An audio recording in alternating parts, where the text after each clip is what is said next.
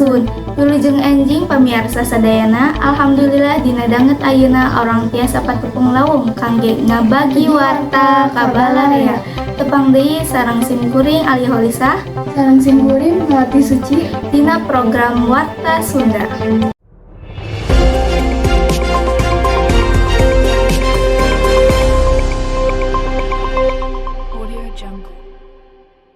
BPBD Kota Bandar Lampung parantos ngalaksanakeun pemetaan daerah rawan bencana banjir sareng longsor di daerah Bandar Lampung.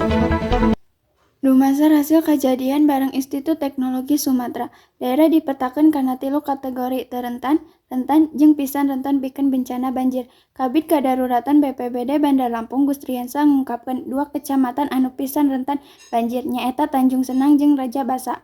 Gus Triansa oge nyarioskeun BPBD parantos ngalaksanakeun patroli nganggo mobil pikeun ngantisipasi bencana, khususna dina hujan deras anu lila. Upami aya bencana saperti pohon rubuh atawa longsor, evakuasi bakal langsung dilakukan.